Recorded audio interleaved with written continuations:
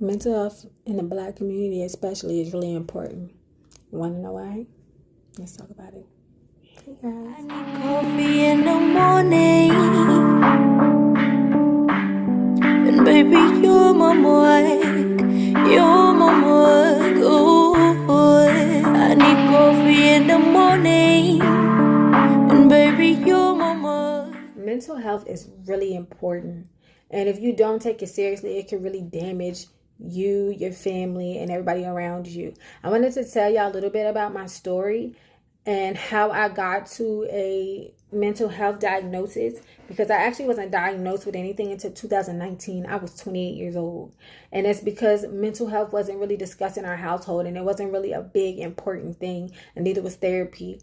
And so I feel like if I share my story, it could help. And also I will explain why I feel like it's really, really, really important to break that generational curse in the Black community that mental health is not important. I see some people are actually doing that, but there are some people that are still, hanging on to what they were taught when they were younger. So hopefully this sheds some light. This video sheds a little light. I wanted to start off by saying, because I know I'm going to keep it short whenever I talk about my eye, like saying people picking on me about my eye, whatever. I want to tell y'all what's going on with it. So when I was born with a cataract. Cataract turned to glaucoma. They took my lens out my right eye. I can't control it. I can't do anything about it. So I guess you could call it a lazy eye or whatever. I don't really know if it's like a medical term or if there's a different term for it. I just know that there's something wrong with this eye and I can't see out of it. So my glasses, on one hand, there's medicine in this eye to keep this eye strengthened. And on the other hand, it's kind of like a screen protector for your phone. So it's protecting my eyes so that nothing will happen to this one and I won't go completely blind. Just, for future reference in the video. So anyway, I'll start from when I was 4. When I was 4, I actually had to start getting contact in my eye, or that's at least when I remember when I started getting the contact in my eye. And I used to fight my mom all the time because it really hurt, but she only put it in one eye. So it was a fight every day, and I never got to really cope with that because it was always a fight, and I never really got to express that, one, it hurt, and two, I didn't understand why I was getting it. Also, starting from when I was 4 to when I was 6, I was sexually assaulted by 3 different cousins that my mom actually trusted to watch us while she, went to do whatever she needed to do, whether it was work or anything else. So I did not trust men, not teenagers, not grown men. And later on down the road, I wound up just not trusting any adult, and you'll know why in a second. So skipping down to already not trusting men and already having an issue with, my mom putting this contact in my eye, and it just felt like my mom was hurting me. And because I didn't understand why I had to go through it, it kind of made me side eye my mom, like, Mom, you gonna hurt me too? And it wasn't her fault. It wasn't her fault. It just, I didn't know what was going on whenever it came down to her putting the contact in my eye. And then I was already going through pains with my cousins. So, I never really got to discuss or cope with that because I wasn't comfortable. But anyway, we moved from one state to North Carolina my 2nd grade year. I never got picked on about my eye until I got to 2nd grade. So I didn't know what to do. I never got picked on for anything until I got to North Carolina and I was in 2nd grade. And I didn't understand what it was. So I went home and I would talk to my mom about it and my dad about it. And I kind of these kids are mean to me. And they were like, oh, maybe because you're new. And then later on, it became other stuff. And it just got progressively worse along the way. By the time I got to 3rd grade, not only did I have the problem with my eye, but I also caught a skin infection, which caused my hair to fall out, which I didn't know was a skin infection at the time. I just knew that my head would itch, I would scratch it. For some odd reason, I had scabs and scars and stuff in my head, and it was really, really dry. I would have these knots in my neck, and my hair started falling out in the middle. And if you are on my Facebook or my Instagram, there is a picture of me, and I'm standing there and I have on this dress with a white shirt under it, and I'm like with a flower in my hand, but I was not happy. I was not only getting picked on by students by that time, I was getting picked on by my teachers, Mrs. Tucker and Mrs. Ritter, my third grade year. And I don't know if they ever see this video or if they ever even cop to it or if they even remember doing it, but it happened and it was terrible. But we finna get into that in a second. At first, I would go home crying and telling my parents, and they would try to be as encouraging as they could, but eventually I felt like they kind of got tired of me complaining about it, so they started telling me to just ignore it. I mean, it's hard to ignore a whole class and adults, you know. And then they would tell me, if somebody's picking on you, you go tell the teacher. I'm gonna tell the teacher, and the teacher's bullying me. But of course, I didn't know that the teachers were bullying me, because when they would go to the parent-teacher conferences, the teachers would be like, oh, she's a great student, but she just disrupts the class. They were calling me talkative and disruptive. And I wasn't talkative and disruptive. I was screaming, leave me alone, to the teachers and the students every single day. So one day, I missed a day of school because I had to go to the eye doctor like very frequently, clearly, because of my eye. And I went back to school the very next day. Of course, they were still picking on me. And I screamed out loud, leave me alone. And the teacher looks me dead in my face and says, I liked it better when you weren't. I'm like, you liked it better when I wasn't here? Okay, well, then I won't be here tomorrow. And the teacher goes, why? And I say, because I'm going to unalive myself. That was my first sign. And of course, I didn't know because it was nothing that was discussed in our household.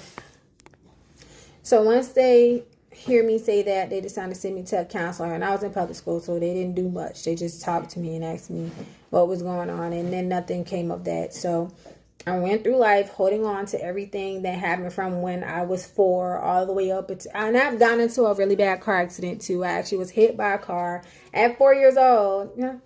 Crazy things started happening to me at 4 years old, apparently. I got hit by a car that was speeding down the road as I was crossing, and I flipped to the air, hit the windshield, fell off the windshield, hit the ground, and rode down the street. And they actually pronounced me unalive at the scene, but I actually only wound up getting something on my elbow that's probably not even there anymore. Just want to throw that in real quick. So anyway, after everything, life just continues to go on, and I just continue to get picked on and bullied because I'm growing up with the same group of people. So it turned from me being quiet because I don't know how to deal with it, to me screaming, leave me alone, to me wanting to unalive myself, to having a couple of years where like I just didn't know what to do. Some moments I just let it happen. Some moments I'd say leave me alone. But then I started to get violent. And that's because they started to get violent towards me, and it became even more of a thing. They were throwing things at me. They were leaving rude letters in my lockers. They were just doing all kinds of things to me. I didn't know how else to deal with it, so I started fighting back. I started getting suspended because of it, and nobody was talking to me. Nobody was asking me why. Nobody was asking me what happened. Nobody was asking me nothing. It was just you over there and you're fighting. No matter how many times my parents came up to the school and said these people are picking on her, it just kept going. And when you're in a public school, they don't do much about nothing. So I was dealing with that as well. Finally, I get this teacher. When I was in 6th grade, I had this social worker. I think she was, her name was Miss Story. I love that lady. She checked on me in school. If she see me outside of school, didn't matter. She was always great to me. And by 8th grade, I had a guidance counselor named Miss Speed. Shout out to her too. She was wonderful to me. She actually got me to talk about my feelings a lot more, because that was one thing I didn't do, because I felt like it wasn't important. Like I said, mental health wasn't discussed in our home.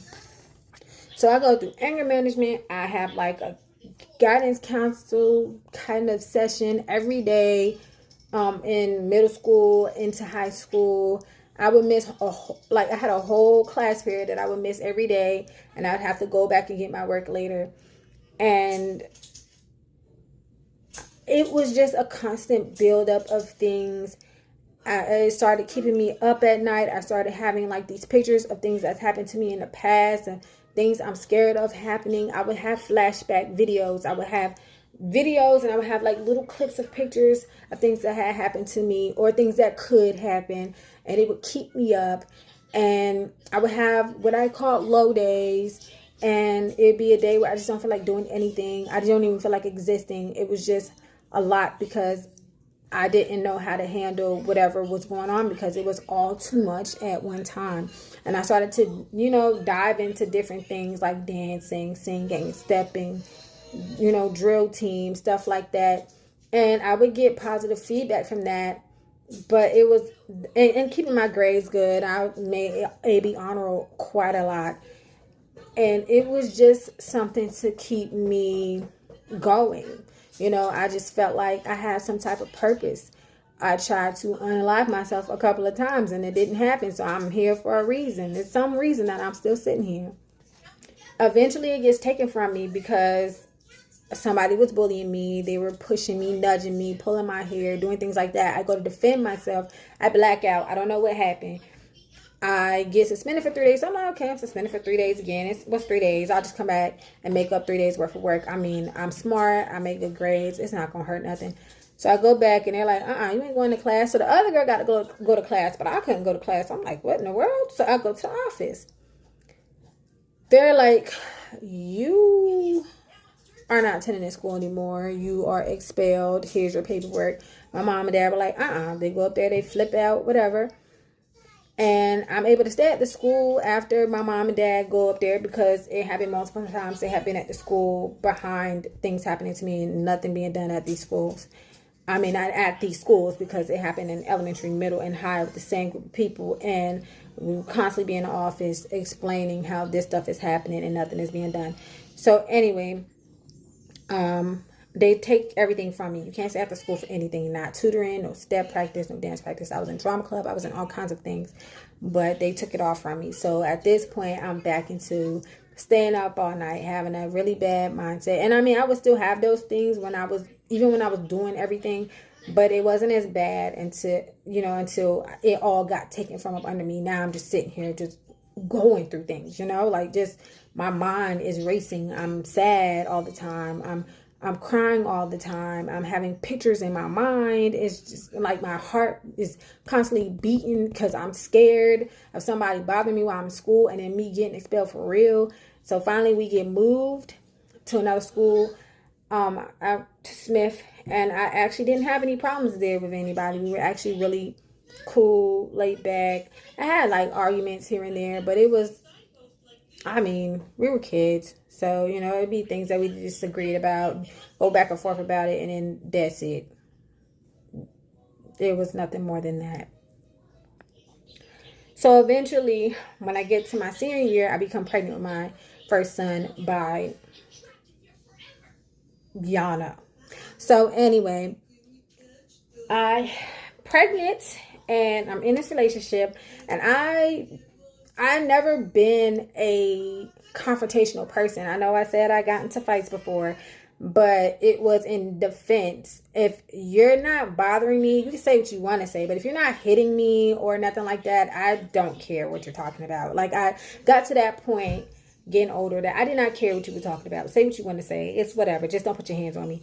And eventually, I became a person that was like, I'm not going to argue with you. I'm not going to get into a scream match with you. We're not about to fight over nothing that's small and can be talked about or whatever, because at this point I'm grown. I have a baby on the way. And I'm like, I got too much, to lose. So I get into it with said person, and I'm not the type to argue. So I just go, okay, I get hit. I'm pregnant with your child. You hit me. So I was the type that was like, if a man ever put his hands on me, I'm a duke him up, But whenever that happened, I was shocked because I was like, I could not believe this person hit me for no reason. But there were signs. There were signs that this person was that type of person. Every time we were playing, the first thing they want to do was hit. Where we do that at? I didn't notice that. Get into our first argument. And he took everything that he bought for me. And, I didn't feel like it was a big deal because I can always just go get it myself. Like I didn't care about that here. It's just stuff. It doesn't matter. And he tried to give it to me later, and I was like, nah, I'm cool. But, I just felt like it was those things were no big deal. But after I got hit, that was it. Sorry, y'all, my daughter's in here. But anyway, after that, I was just like, oh, see, no, this is a problem. And I'm ready to go leave him. And he's like, no, I'll never do it again. Why did I stay? Anyway, I stay.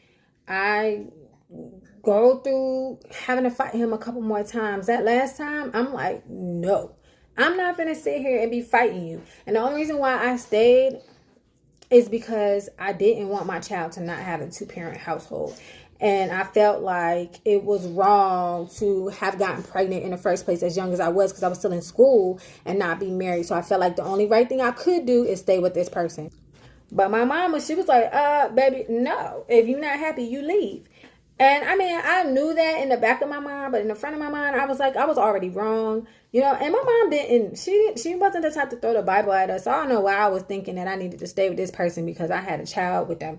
That didn't make no sense. Anyway, eventually I left, and I got harassed and bullied and bothered and dragged through the mud on social media. I got dragged in the mud on social media trying to defend that person. I had no business defending because they were throwing me under the bus. So I go against this whole family that I used to be friends with because this person is going over there making up things. So that is hitting me in my head because I don't do too well with people having problems with me, and I didn't do anything to them. So it was really bothering me, and it was really messing with me. And especially while I'm in an abusive relationship with that person, it was just wrong. So like I said, after I left, I was getting harassed and bothered and stuff. And eventually I move on and get with my now husband. And at the time, that person was bothering both myself and my husband, but more so me. And it just made me feel like I was putting my husband through something when it wasn't even my fault. And I also was trying, in a way, it wasn't intentional, but in a way, he wound up kind of having to pay for what the last person did to me. And when I realized I was doing that, I was like, yo, I need to stop. Whatever problems I have with my husband need to be something that he did to me directly, and not me being upset at him for what somebody else did, because he's not him. So moved on from that.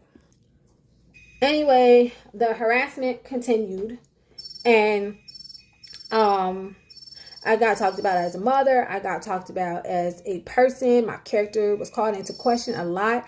I dealt with rejection from certain people. I don't want to say any names, and I don't want to call out what type of how close they are to the family, but those things also bother me on top of everything I went through in my childhood. So a lot of times whenever certain people would call, my heart would pound. Whenever certain people would call, my day would be ruined. Whenever certain people would text, my day would be ruined. And it's not because they have any type of real power over me. I just didn't know how to cope with the things that they have done to me. So on top of that, I had kids, and with each kid, I had postpartum, and I didn't even know that I had it until after I had my daughter. And they were like, it seemed like you had it after each kid. It just got progressively worse. So anyway, I decided when I had my daughter, the doctor told my husband while we were in a room, and I never heard a doctor say this, but they to anybody after I had my kids, but he told my husband, he was like, hey, you start noticing some things that's out of her character or whatever, these are the symptoms to look for postpartum depression. And we were on our way to the hospital for the umpteenth time because I can't remember what it was. I think I had a clogged milk duct or something. And I found out about something called mastitis because I was breastfeeding my daughter. And I think we went to the hospital for the umpteenth time for that same doggone clogged milk duct that all I had to do was massage the milk out of. And I was losing it in the car, the whole way in the car. Oh my gosh, what if something happens to me? I'm a terrible mother. How can I not prevent this from happening? And my husband's like, babe, you need to go get checked out. Like something something is going on. You're not acting like yourself. So eventually I go to the doctor and I fill out these paperwork and whatever. They ask you how you feeling and things like that. I get sent over to a therapist. And I mean, I wasn't suicidal or homicidal or nothing like that. It was just, I just felt like I don't know what to do. I felt like I wasn't good enough. And I always had that anxiety of not being a good enough parent. So in 2019, they started my therapy sessions. And I went to a lady that was within the medical center that we go to. I talked to her for a little while, and she kind of was like, things happen, and sometimes you just gotta, get over it. And I'm like, ma'am, I've been getting over it my entire life. Like, it's affecting me. What do I do? And eventually she was like, okay, I don't think my level is good enough for the stuff that you're going through. But the last session is what really brought me to my knees, because I had told her everything that happened in my life, and she happened to bring my husband in to ask him how I've behaved since I had my daughter, or how I've always been, or how I've always behaved. And he told her some things, and she was like, okay, I realized that she has a lot of trauma there, and it's affecting her in her life now, and that's why she is this way. Because I would have therapy sessions, and I do not give my kids to babysitters. My boys were at school, and I brought my daughter with me because I don't trust somebody with my daughter. And she had mentioned my daughter. She said the reason why, she keeps her daughter with her everywhere she goes is because she's protective. Something happened to her when she was younger. She has not healed from that. And for that, everywhere she goes, she takes her daughter. And it seemed like everywhere she goes, she takes her kids. And I broke down because I was like, finally, somebody sees something, instead of telling me to get over it. She's helping me understand things, and helping me understand why I am the way that I am today. And it's due to things that's happened in my childhood that I haven't completely healed from. But she couldn't really help me with too much of anything because she only was allowed to do certain things. So we did a 6-weeker, and then I had to move over to a 12-week session. And that's where I got my diagnosis. Shout out, I'm talking to this therapist, and I told her everything that I just told y'all with some more details in there, because I'm trying not to have y'all sitting there for a long behind time listening to me talk. I know y'all hear that little girl behind me. She too much. But anyway, so I'm sitting there and I'm talking to her, and I'm like, yeah, sometimes my heart rate gets really high and I get these butterflies in my stomach when things happen. But, I feel like that just happens every time you're nervous. And I was like, I have low days too. You have low days? Yeah, I have low days. And I was like, yeah. And then I have these pictures in my mind of things that's happened to me before. And it makes me scared that it could possibly happen again. And this is why this is why I bring my daughter everywhere I go. Or this is why I bring my kids everywhere I go. Or I'm scared to do this. Or, I don't really like to do that because the last time I did this happened. And by the time I'm done talking to this lady, she's like, I got your diagnosis. And I was like, okay. But, of course she had to run some more assessments and do more talking to me and get in my head more to really diagnose me with my diagnosis. So eventually, after doing a whole lot of testing and talking and testing and talking and testing and talking, she was like, okay, 3 things. She said, 1, your low days, that's depression, baby. You are going through depression.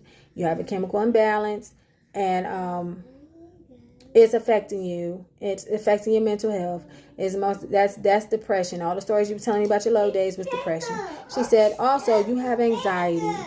And that's why a lot of things that happen, it makes your heart rate go up, and it makes you scared, and it makes you nervous, and you shortness of breath and feeling like you have, the pain in your arm. She was like, that is anxiety.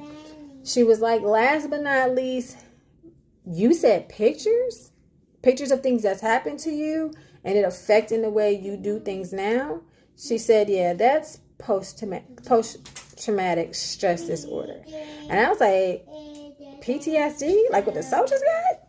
She was like, yeah, but it's not limited to soldiers. Everybody can have it. She was like, and you have it. And that's why you're scared to do a lot of things. So when it comes down to my kids and I feel like somebody's being mean to my child, I'm very protective because I was bullied. And I don't feel like I was protected. I love my family to death, but they weren't taught how to deal with people other than ignoring it. And I couldn't ignore it because the people that I would go tell were doing the same things to me. So it was a lot to deal with. And I say all that to say, I know it's been about 25 minutes of me talking. Hold on a second.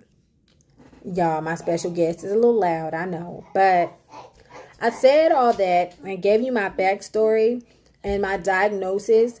And I'm still in therapy now. And I've learned a lot. And I've improved a lot. And I've learned how to cope in a lot of situations. And I've learned how to analyze things and understand things and understand why I feel the way that I feel in the moment. And I have to cope and learn how to deal and not just ignore it. I can't ignore it. It's no longer something that I ignore the issues that happen. I have to analyze them. I have to understand what I can do to make them better. What can I do to fix it? If I can't fix it, what can I do? If I can't control anything about it, what can I do to keep my mind calm and my heart calm and things like that? And I said all that to say, and I know I gave you a lengthy story, but had I gotten the help when I was younger, I really feel like it would have been easier for me to get through the rest of my schooling and into my adult life. I feel like I could have made better decisions because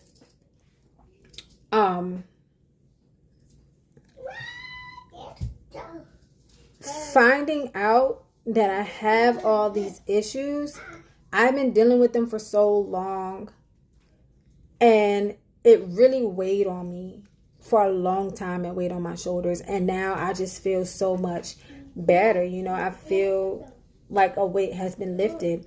And also, I teach my kids that myself and my husband, we are an open, safe space for them. Because I don't ever want my kids to be afraid to talk to me or come to me about anything. My mom did not know about me being sexually assaulted from 4 to 6 years old until I was 27, 28 years old. My parents, I don't think they ever knew about the teachers actually picking on me too. And that's why I couldn't go to no adults, because the adults were being as terrible as the kids. So that was another thing. Whenever my kids tell me anything is going on, I believe them. My kids have no reason to make up that somebody is bothering them. Especially when there's no teacher coming forth and saying that something happened. And they're not telling me that my child is doing anything. They're not telling me that my child is saying anything to anybody else. The person is just messing with them. Or even if the teacher is messing with them, I go up there and I ask questions and I gain clarity, because what you're not going to do is play in my kid's face. And everything that my kids tell me, I take seriously. And it was one point where my oldest son actually had asked us a question about last names and things like that, to keep it light. And he was 6 years old, and we laughed and joked about it. He kept asking and kept talking about it, kept asking and kept talking about it, all the way up until, honestly, kind of until today. But we didn't really take it seriously until recently. And I realized that we should have taken him seriously when he first mentioned it. But one big thing we do in this house is therapy. And the therapist that talks to my son, because my oldest son, he does go to therapy because he deals with things too, especially with him going into his teenage years. And he talks to us as well. But there are some situations where he talks to us and I don't want to sway his mind one way or the other. I listen to him, and sometimes I don't know how to exactly respond to what he's saying without feeling like I may be swaying his mind. But I let him make his own decisions in a lot of things. And if it's something that I have to do as part of his decision, one second, y'all. If it's something myself or my husband have to do in order to help him out. Then of course we're on top of that. But he does have a therapist that he can go to and talk to about anything, because I don't know it all, and my husband doesn't know it all. We are never going to claim to know it all. So we have, it's okay to have a backup and a village to help you. And whenever Monty gets older and she decides she wants the therapist to maybe walk her through some things, or Nuke, he has speech therapist and occupational therapist. It's kind of a mute, so he doesn't have really any anything to talk about, but he does express things to us, and we do communicate with him to make it easier, trying to figure out what makes life easier for him, and make it a little less stress on us as well, because we want him to be happy, and sometimes we struggle on what exactly that might be. So we learn sign language to communicate with him, and if he ever needs a therapist, we'll find him one that knows ASL and have them communicate with him. But therapy is a real big thing in our home. It's a real important thing in our home, and mental health is really important in our home, and it's something that is always discussed and needs to be discussed. And I feel like it needs to be discussed in lots of houses in the Black community, because a lot of times things happen to us and they get swept under the rug, and then we're not properly healed from it. So then we're going around causing drama for other people. Not saying that everybody in the Black community is like that, but there's a bit of a majority of that. So I'm only talking to us. I'm not talking to everybody for everybody to nitpick at us, because don't you come for us. We're still wonderful people.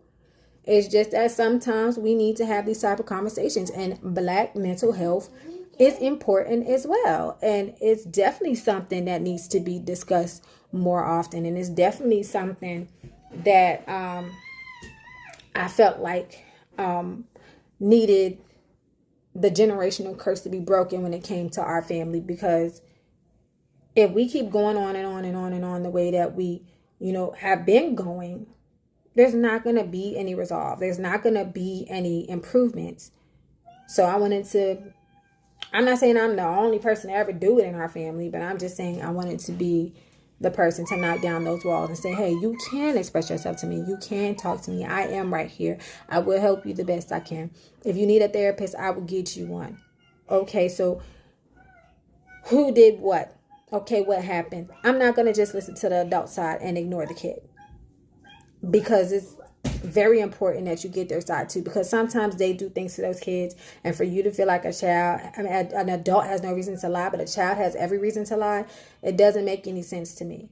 So please, please, please, please, please take my story. Let it shed some light on you and your family. Start a conversation in your family. If you never had the conversation before, if you are having a conversation and you're on the fence about therapy, or on the fence about discussing mental health, even with your children, because sometimes your children definitely need to talk about their mental health as well, because I told you I have an 11-year-old, and there have been things that have, bothered him, and when he would try to discuss them, there were adults saying that he doesn't know what he's talking about because he's a child, which is untrue. We allow him to express himself. He does, and he's very smart, very articulate. My son is an honorable student, and I'm not going to ignore him. And so y'all shouldn't ignore y'all kids either. Y'all definitely need to get therapy. Ignoring something, or it'll go by, it'll pass. You don't want the person that's going through it to pass with the situation that you're expecting to pass. So please, please have this conversation in your home with your families.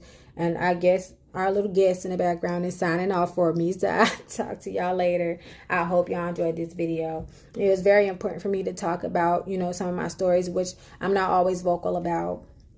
So, y'all, I got through without crying. So that's great. I hope y'all have a great rest of y'all day.